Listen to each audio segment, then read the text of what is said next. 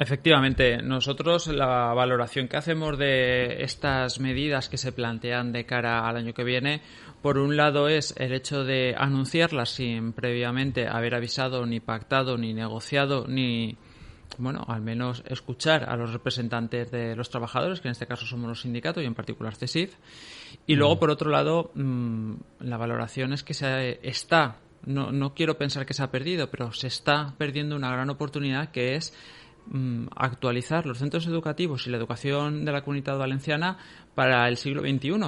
Y eso pasa por tener unas instalaciones muy dignas y preparadas para circunstancias como las que por desgracia hemos vivido con la COVID, pero también atajar aquel problema histórico que parece que se nos ha olvidado, tanto de las calefacciones que en invierno no funcionan, como en verano de que las condiciones no superen las temperaturas máximas para poder trabajar de forma correcta, tanto los trabajadores, en este caso los docentes, como el alumnado en su día a día en los centros educativos. Creo que además el enfoque que se está haciendo es cortoplacista, porque tendríamos que tener ya sobre la mesa hace meses, y así lo pedimos nosotros, un plan de inversiones estratégico, apoyándonos también, y tampoco tenemos ninguna información en ese dinero que va a venir de la Unión Europea, y que hay un porcentaje importante que se tiene que destinar a educación, y nosotros queremos que se invierta en la educación pública valenciana, que es la de todos los valencianos y a la que todos tenemos y debemos de tener ese acceso, y por tanto a veces nos quedamos en ese titular. Yo tengo un ejemplo que nos ocurrió la semana pasada y que creo que es muy significativo y que cualquiera lo puede entender. Cuando alguien plantea hacer un curso de especialización en el área que sea, pues evidentemente lo que quiere es disponer del último material, la última tecnología y los profesionales más formados para que realmente... Pues claro, es lo normal. Parece lo normal. Sí. Y entonces... Esta es la teoría.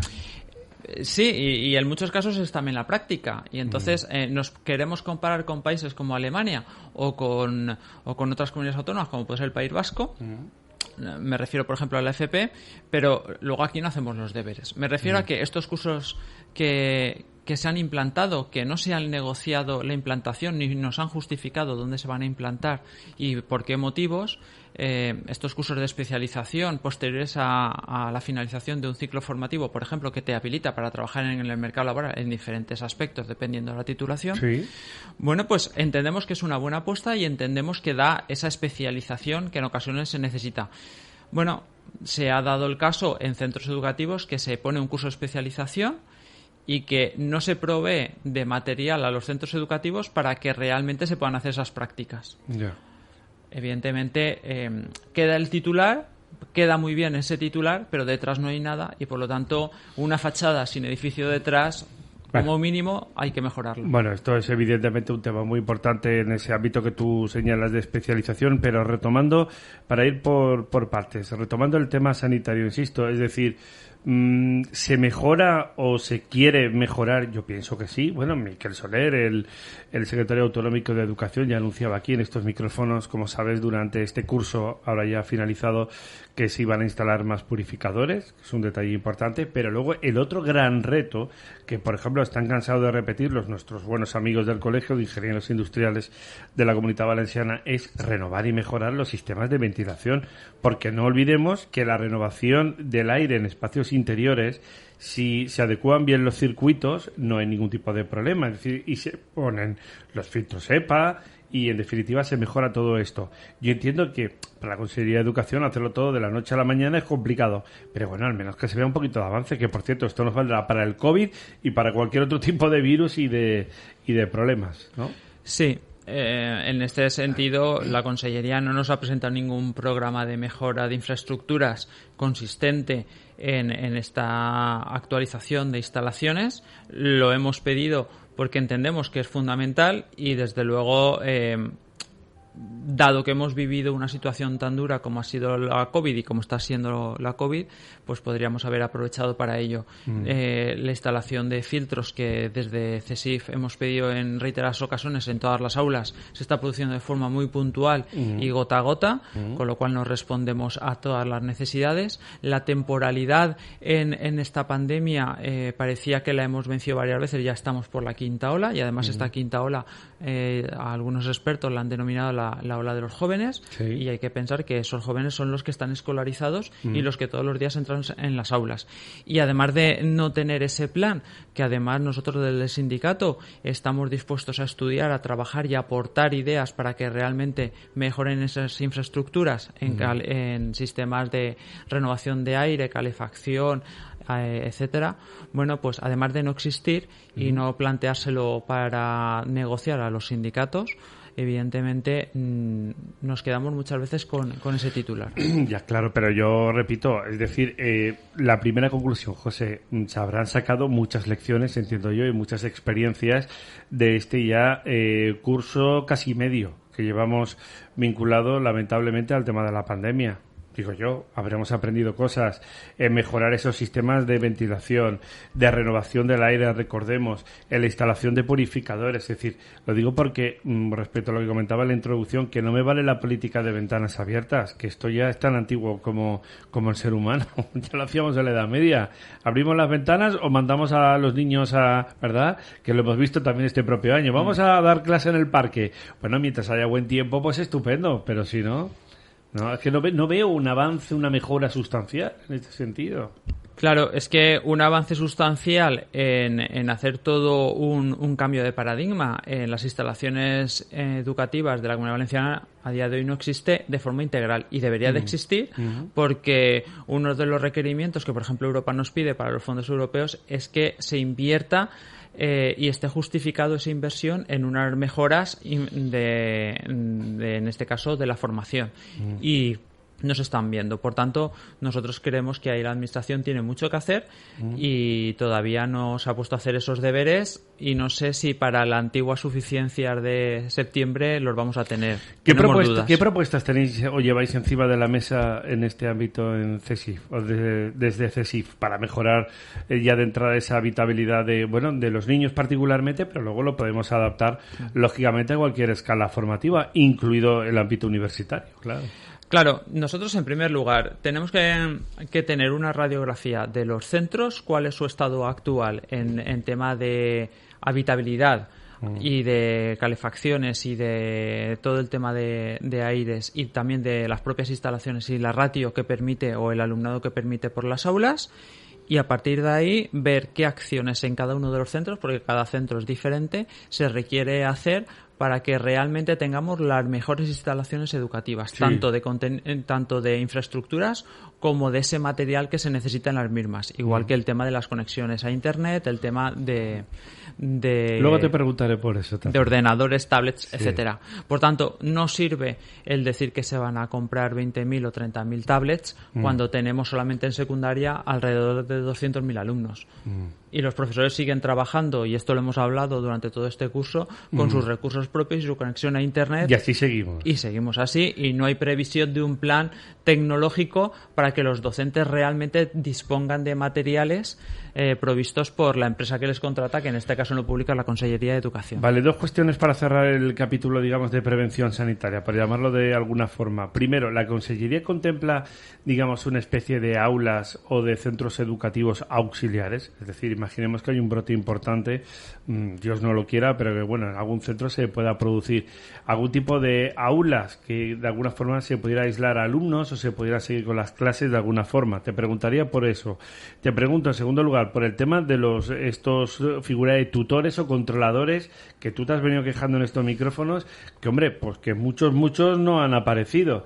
Y claro, la Consellería de Educación los vuelve a anunciar otra vez, pero que son elementos primordiales, porque los profesores no sois sanitarios. O sea, los docentes, vuestra obligación es enseñar, no es controlar una evolución pandémica. Pues, y luego, ya aprovecho, ya de paso, el viejo anhelo y deseo en la comunidad de, lamentablemente, tener que seguir viendo todavía a estudiantes en barracones. Bien, a ver, en primer lugar, nosotros como sindicato hemos pedido históricamente que haya personal sanitario en los centros educativos. La respuesta de la Consellería, tanto de los gobiernos anteriores como de este gobierno, del Botanic, en sus dos versiones, en sus dos gobiernos diferentes o legislaturas, ha sido que no. Y yo creo que eso es una reflexión que debemos de hacer todos. Si tenemos patologías, y más estos últimos cursos escolares, que han sido tan importantes, automáticamente debería de existir. Y además, luego tenemos alumnado que requiere de una atención específica, donde una actuación profesional le puede salvar la vida al alumnado o el poder suministrarle la medicación. No, y aparte, y evitar, bueno, esto claro, luego hay 100.000 patologías más y 100.000 tipos de problemas, que quiere decir que nunca está de más, pero sobre todo lo que estamos hablando también para controlar un brote de raíz, no sé, claro. Importante. Y sobre todo desde el punto de vista de la profesionalidad que todo el sector sanitario en la Comunidad Valenciana ha demostrado y tiene. No lo hemos conseguido, vamos a seguir peleando porque creemos que es beneficioso para el sistema educativo y para toda la comunidad educativa. Respecto a espacios alternativos, es cierto que en algunos ayuntamientos, en algunos municipios se habilitaron espacios municipales o de otra naturaleza para poder impartir las clases. Es cierto también que la Consellería en este curso que acaba optó por la alternancia en las clases, mientras que en el próximo curso y creemos que con buena decisión en ese sentido prefiere la presencialidad, como nosotros también defendemos, pero el cómo se llega a la presencialidad es lo que nosotros no compartimos y lo que le hemos criticado a la Consellería. En este sentido, la jugada de tirar balones fuera está bien, pero no nos soluciona ningún problema, y centrifugar el problema no implica que no sigamos teniéndolo. ¿A qué me refiero? Bueno, pues evidentemente no se hizo con toda la intensidad que se pidió por parte de nuestro sindicato la coordinación con ayuntamientos para esos espacios y evitar esa alternancia que ha generado esos problemas a la hora de poder alcanzar esas competencias del alumnado. Y luego para el curso que viene se ha vendido la idea de que va a ser presencial, pero ¿a costa de qué? Bueno, pues a costa de que el número de alumnado por aula va a ser aumentado como si no hubiera pasado nada. Vale, en ese punto, respecto a lo que te comentaba anteriormente, por ir cerrando capítulos, es decir, ¿se contempla desde la Consellería de Educación ese plan B, como estamos hablando, ese tipo, digamos, de aulas auxiliares u otro tipo de alternativas si en un centro educativo hay un brote, si toca, imagínate, hacer una limpieza más a fondo, un tipo de desinfección? Todo esto se ha aprendido de esa experiencia, insisto, de la pandemia, punto uno. Y el punto segundo, lo que te apuntaba también antes, que no tiene nada que ver con el COVID, que es un problema que arrastramos. ¿Tú sabes, así un poco a bote pronto, cuántos alumnos tenemos todavía en barracones? Porque todavía tenemos unos cuantos. Porque yo el último barracón, digamos, como muestra en plan política y tal, lo vi, me acuerdo de la campaña de Ciudadanos con Toni Cantó, que plantó allí el barracón en la Plaza de los Pinazos, reivindicando lo mal que estábamos. Ya no se ha vuelto a hablar de los barracones, pero los niños siguen, particularmente. ¿Tenemos a muchos chavales todavía? Bueno, respecto a tu primera pregunta, el hecho de si existe un plan no nos consta, y a día de hoy, mientras no lo planteen en alguna reunión técnica, creemos que no. Y creo que eso es no haber aprendido de esta situación en la que hemos vivido y no aprovechar estas situaciones para mejorar. Por tanto, le quedan muchos deberes a la Consellería. Respecto a los barracones, ¿siguen existiendo? Sí. ¿Deben de existir? Posiblemente no. De forma extraordinaria se pueden tener un sistema educativo público. Evidentemente, para ciertos casos muy particulares y en tiempo muy limitado, también. ¿Por qué? Porque evidentemente acometer unas obras en unas aulas, en un centro educativo, te permiten en un plazo determinado y corto, evidentemente, que se pueda seguir con ese trabajo si no hay otras alternativas de espacios, pero evidentemente tiene que ser de forma extraordinaria. La realidad es que con anteriores administraciones el número de barracones era muy importante y pasaba a ser casi como la situación normal e indefinida, cosa que nosotros también denunciamos.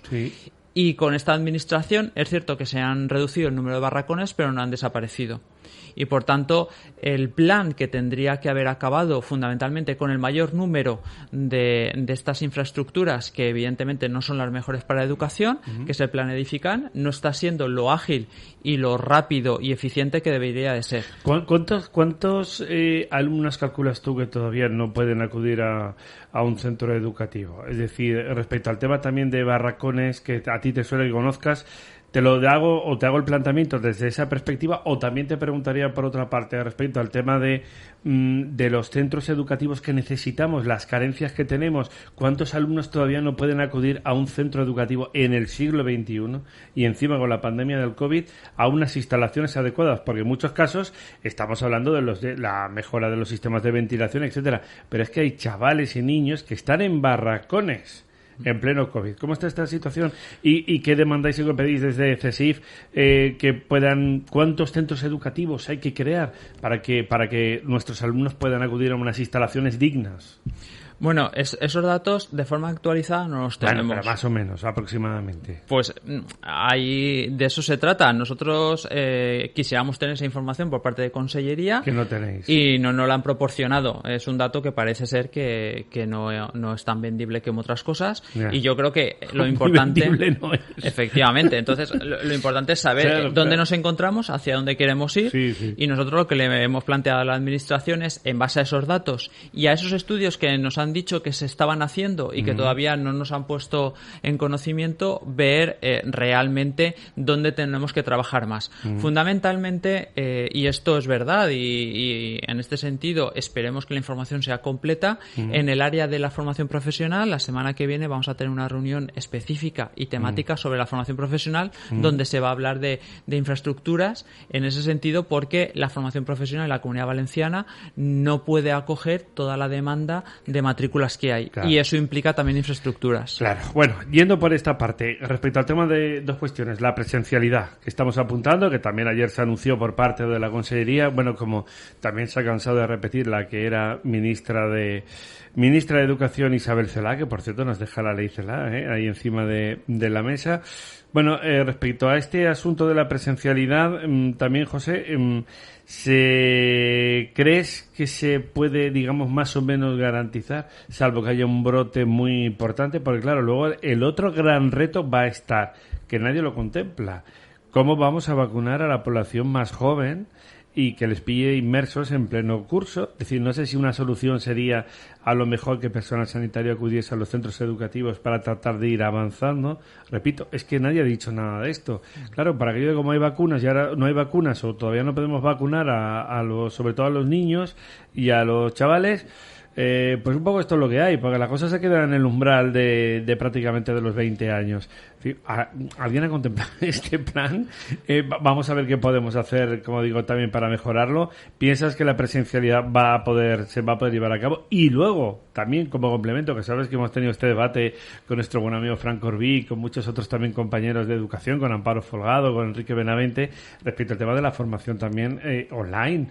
No sé si de alguna manera se puede quedar, puede ser complementaria, si la experiencia no es positiva, si muchos han copiado aprovechando el tema online. A ver, ¿qué valoración haces un poco también de todo esto? La presencialidad que nos ha planteado la Consellería de basarse en aumentar el número de ratio, volver como si no hubiera pasado nada, los números anteriores a la COVID, y por lo tanto que en diferentes etapas hayan 25 alumnos, 30 o 35, hablamos por ejemplo en secundaria que sean 30, cuando este curso pasado se rebajó, y que además digan que, como lo dice el Ministerio, pues que todo está bien. Bueno, en todo caso el Ministerio, aunque nosotros a nivel nacional también lo hemos criticado, puede decir un tope máximo, pero evidentemente las comunidades autónomas tienen esa libertad para poderlo rebajar. Claro, sí. En la Comunidad Valenciana se ha ido a máximos y por lo tanto así garantizan la presencialidad. ¿Es la mejor medida? No. ¿Es la más segura? Tampoco. Y además reducen la distancia de 1,5 que hemos tenido durante este curso a 1,2. Nosotros hemos pedido en reiteradas ocasiones, y todavía no lo tenemos, el informe que justifique que la disminución en 30 centímetros garantiza el no contagio de la enfermedad. No lo tenemos, la callada ha sido la respuesta, y cuando se le exigen responsabilidades y explicaciones a la Administración, la culpa siempre es de otra Administración. Claro, porque, perdona, este es otro detalle que sabes que también hemos debatido durante este curso, y es el tema de la distancia, que tú muy bien apuntabas. Distancias de 1,5 metros, de menos de 1 metro, 1 metro un poquito más, pero claro, no siempre las aulas y los centros educativos tienen capacidad física para poder albergar a los alumnos con estas distancias. ¿Cómo se ha ido organizando esto durante durante este ejercicio? Claro, durante este curso escolar lo que se ha hecho es habilitar espacios que habitualmente no eran aulas. Por ejemplo, los gimnasios, por ejemplo, aulas de tecnología o talleres de tecnología que tienen unos espacios mayores se han utilizado como aulas y no tanto como prácticas. La realidad, y también a la pregunta que anteriormente me hacías, es el hecho de que la formación online tiene que quedarse en la parte correspondiente a complementaria a la presencialidad, que es lo importante. Claro, pero que quiero decir que puede tener su sitio, digámoslo así. No tiene que estar simplemente vinculada al tema de la presencialidad, sí o no, derivada por el incremento, sí o no, del COVID, sino ya como un elemento, como una herramienta más didáctica. Pues efectivamente, como tú bien dices, debe de ser una herramienta más formativa, debe ser una herramienta que los docentes, igual que el alumnado, utilicemos habitualmente para complementar esa presencialidad, y tiene que ser así porque realmente es lo que está ocurriendo a día de hoy en el mundo laboral, en el mundo social, etcétera.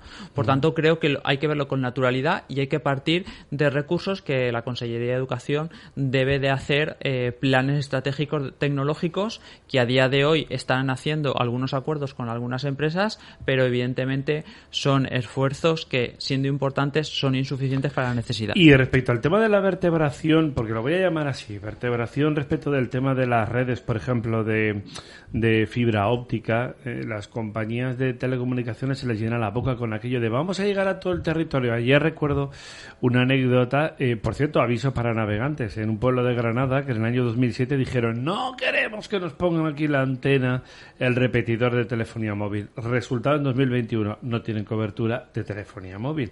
Para aquellos que le tienen el pánico al tema de las antenas, pues hombre, las emisiones radioeléctricas, igual que el tema de las emisiones, bueno, utilizamos la misma banda, ¿no? Porque son la banda de megahercios, igual para emitir en FM, que son las que utilizan las redes y cobertura de telefonía móvil.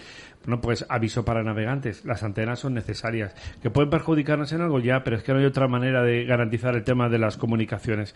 Pero este es un modelo, a través de emisiones radioeléctricas. El otro espacio es el tema de fibra óptica.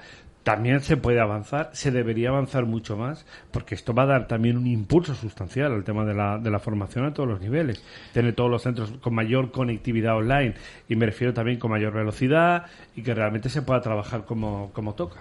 Sí, efectivamente. En ese sentido, la Consellería anunció hace pocos días que va a hacer una inversión, creo recordar, de 12 millones de euros en poner banda ancha en todos los centros educativos o mejorar la que ya pueda existir. En este sentido, nosotros creemos que es interesante, aunque el esfuerzo es todavía poco significativo a la realidad que necesitamos. Es un primer paso, pero no puede ser el único, y lo que nos habría gustado, y aquí volvemos a ese icono que sigue esta administración, es que cualquier plan, antes de anunciarlo, lo debería de comunicar a las partes interesadas, en este caso los centros educativos y los trabajadores que en ellos desempeñamos nuestro trabajo, para poder ver de qué manera podemos sumar a ese proyecto y que realmente sea un proyecto integral.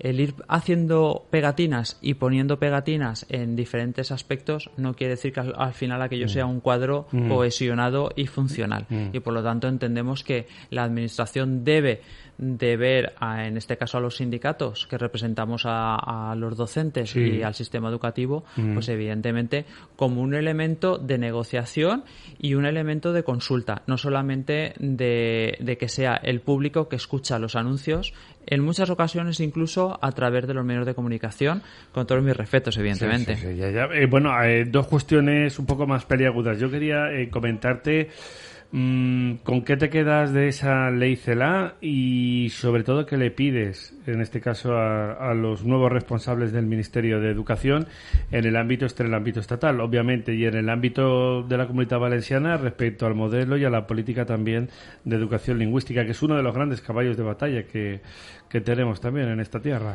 Bueno, respecto a la ley CELA o la LOMLOE, como se le denomina también. O la LOMLOE, ¿no? Es que la ley CELA, claro, es más corta que el LOMLOE. Sí, lo entiende todo el mundo.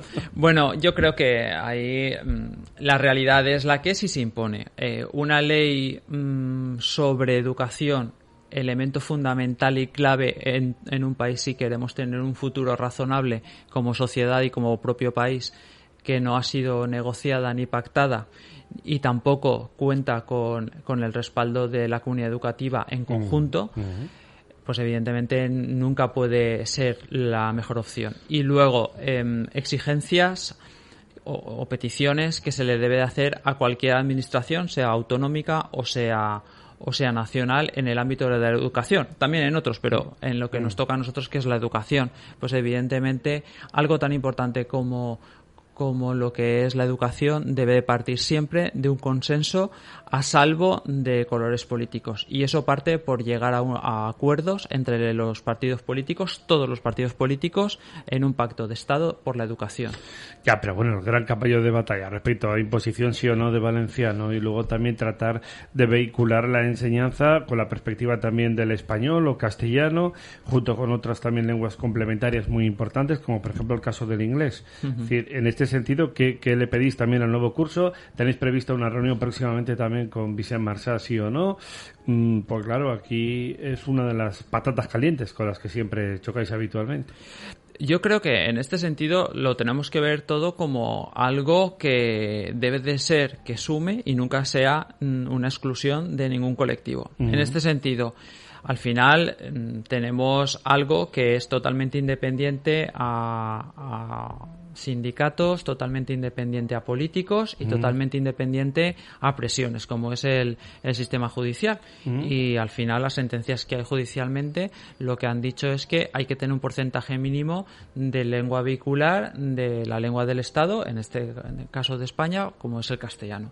En ese sentido, nosotros lo que le hemos pedido siempre a la Administración es que se respete esta normativa y que se conviva de forma natural las dos lenguas oficiales, como es el castellano y el valenciano, porque creo que tenemos una gran riqueza que es nuestra propia lengua, el valenciano, sí, y que se tiene que conocer, utilizar, igual que pasa con el castellano. Y evidentemente el inglés a día de hoy es el instrumento fundamental si queremos tener una proyección internacional. Claro, pero que no se priorice evidentemente por encima incluso del español o del castellano, porque si por algunos fuese, enseñaríamos valenciano e inglés.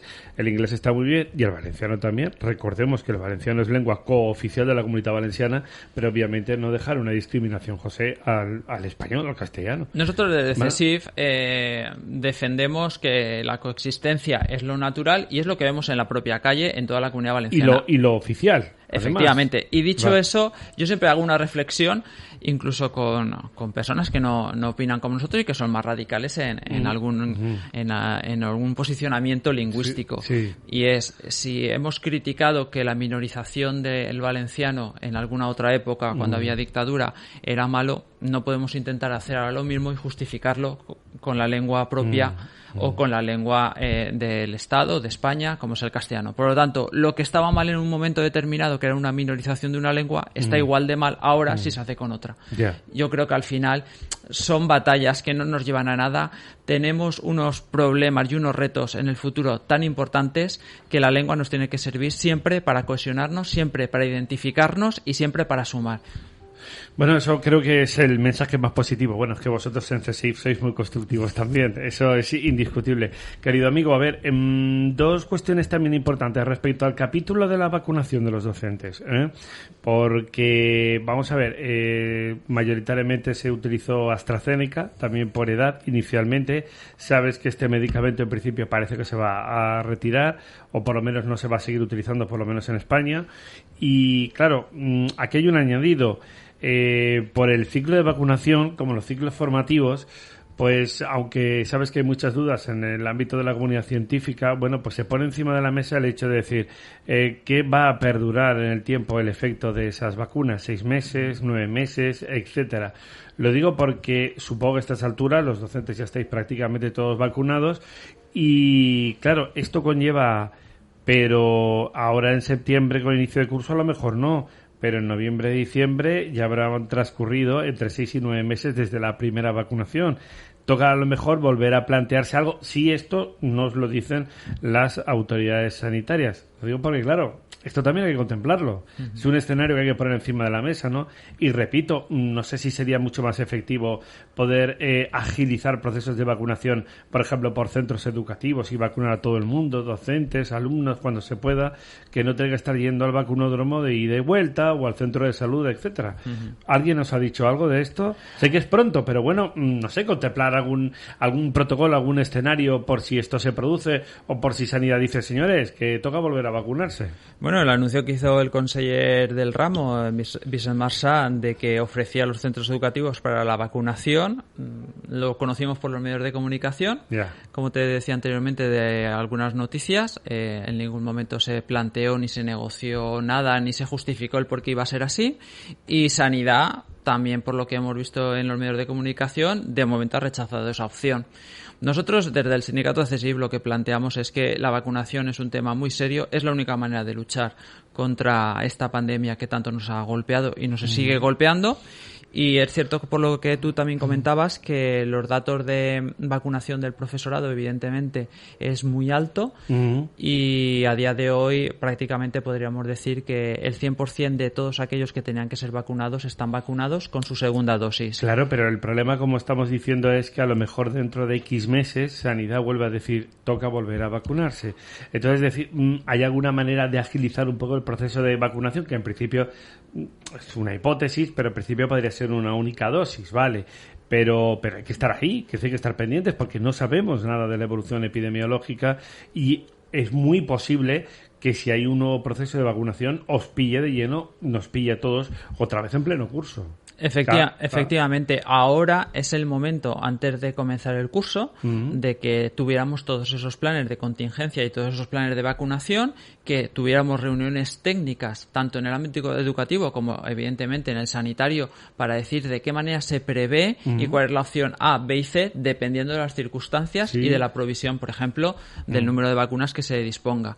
No conocemos estos datos, no se nos ha dicho que se vaya a hacer ninguna reunión. Nosotros vamos a pedir a la administración que evidentemente nos adelantemos y no nos adelante la situación de contagios, etcétera, y esperamos que eso ocurra. Y luego, por otro lado, dos temas importantes. Nosotros echamos en cara, ¿no?, como se suele decir en la calle, a la administración, que los docentes tuvieran que firmar hasta en 2 ocasiones el rechazo a una segunda dosis de Pfizer, que era la opción que había elegido el gobierno de España para los docentes, y que al final... Claro, porque la primera vacunación era con AstraZeneca. Efectivamente. Entonces, claro, al final nosotros lo que le decíamos al conjunto de docentes que nos preguntaban uno a uno o en colectivo era, oiga, mire, al final el gobierno de España ha decidido que la segunda sea Pfizer y la agencia europea dice que lo que está contrastado es la segunda con AstraZeneca. A partir de ahí decida usted. Nosotros lo que no entendemos es cómo la administración nos dejó la responsabilidad a los docentes y cada uno desde nuestro conocimiento limitado, entiendo, pues ya me dirás, tuvimos que hacer esa decisión tan importante y firmar, ya repito 2 veces, el rechazo a la opción que el gobierno de España había planteado sobre la segunda dosis de Pfizer. Y luego, respecto a los jóvenes, a nuestros alumnos y alumnas que están en los centros educativos, primero se dijo que antes del inicio del curso, la última semana de agosto, la primera de septiembre, bueno, al final se ajustó en la primera de septiembre, se iba a vacunar a todos los alumnos y esta semana nos hemos despertado con la noticia de que, bueno, se va a priorizar en algunos colectivos entre 17 y 18 años que corresponden a bachillerato y a algunas FP. Nosotros se lo hemos criticado a la Consellería, una, porque no nos informó previamente y 2, porque no lo ha justificado. Y además eso deja en el camino de la vacunación a todos los grupos donde la Consellería ha dicho que tiene que haber más alumnos porque entiende que la cosa está mejor, cosa que nosotros tenemos nuestras dudas, que es, por ejemplo, el nivel de secundaria obligatoria. Ya, bueno, pues hay muchas incertidumbres a este respecto. Por cierto, el nuevo curso, ¿qué día empezará? Por ejemplo, para primaria.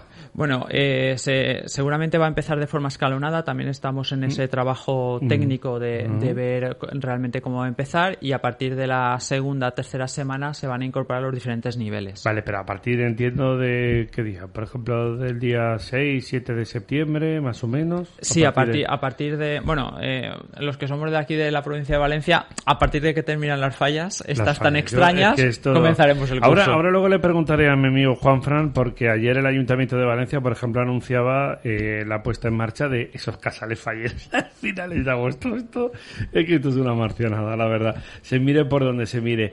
Y bueno, el permiso hasta las 1:30 de la madrugada. Pero claro, tú fíjate, se van a celebrar estas fiestas y justo los preámbulos del curso. Que no tengamos problemas. Bueno, usted coge vacaciones y ¿cuándo estará de vuelta? Para volver a pillarte. Para el inicio de curso. Bueno, yo tengo previsto un viaje con la familia del 5 al 8 de agosto, si no ocurre nada nuevo. Muy bien. El resto de días seguiremos trabajando. Bueno, pues entonces quiere decir que como estaremos de vuelta a partir del 30 de agosto, podremos decirte, José, ven aquí, que tenemos mucho que hablar. Y además hablaremos de ello en plenas fiestas falleras. O lo que se llame estas fallas 2021. Un fuerte abrazo y cuídate mucho, amigo. Muchísimas gracias. Gracias.